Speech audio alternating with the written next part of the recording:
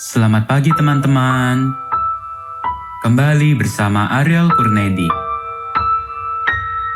Kita akan merenungkan firman Tuhan dari buku Renungan Pagi Anak dan Pelajar.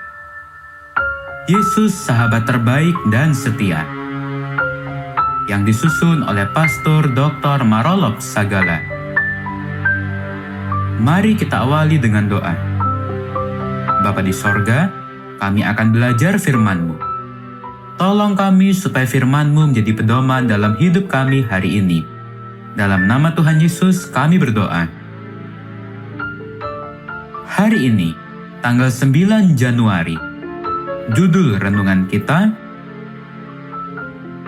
Yesus adalah keturunan perempuan itu. Ayat hafalan, Kejadian pasal 3 ayat 15. Aku akan mengadakan permusuhan antara engkau dan perempuan ini, antara keturunanmu dan keturunannya. Keturunannya akan meremukkan kepalamu, dan engkau akan meremukkan tumitnya.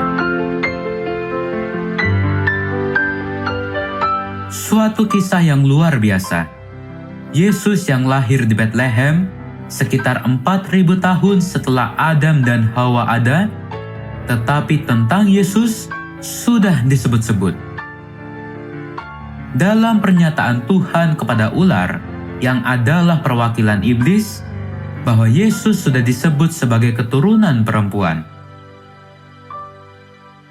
Keturunan perempuan maksudnya ketika itu adalah keturunan Hawa. Tuhan mengatakan bahwa Yesus sebagai keturunan perempuan itu akan meremukkan kepala ular. Maksudnya adalah mengalahkan iblis. Oh, benar sekali.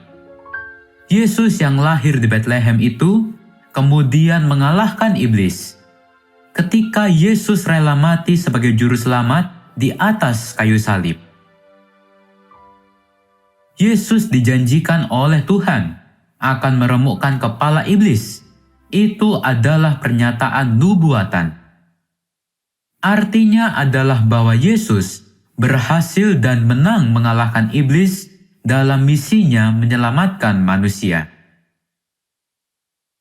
Ketika Yesus rela mati sebagai korban, maka Dia mati sebagai korban penyelamatan manusia dari upah dosa.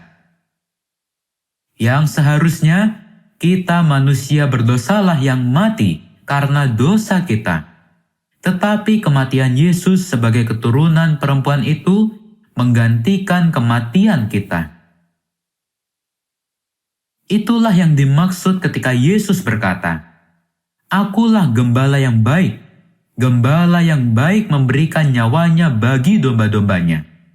Sebagaimana yang tercatat di dalam kitab Yohanes pasal 10 ayat 11.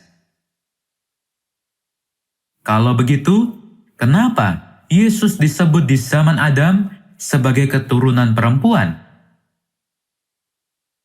Oh ya, memang luar biasa kehadiran Yesus di dunia ini. Ketika Yesus yang adalah firman itu berubah mengambil wujud sebagai manusia. Dia harus lahir sebagai anak manusia. Lahir dari seorang perempuan yang ibunya adalah Maria.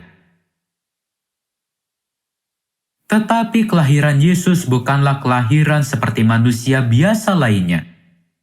Dia diperanakkan bukan dari darah atau daging, dan bukan pula secara jasmani oleh keinginan seorang laki-laki, melainkan dari Allah.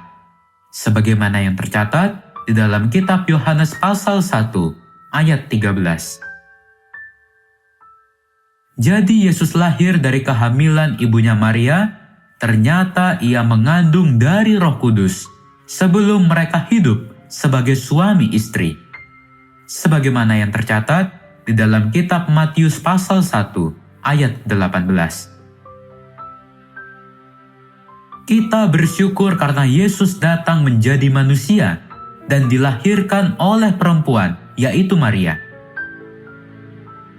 Dia telah menjadi manusia dan diam di antara kita. dan kita telah melihat kemuliaannya. Sebagaimana yang tercatat di dalam kitab Yohanes pasal 1 ayat 14. Dia penuh kasih dan kebenaran. Karena Yesus yang adalah Allah yang telah menjadi manusia, tentu Dia tahu perasaan kita. Dia tahu tantangan yang kita hadapi. Itulah sebabnya Dia sungguh bisa menjadi sahabat yang terbaik dan setia. Jadikanlah Dia sahabatmu.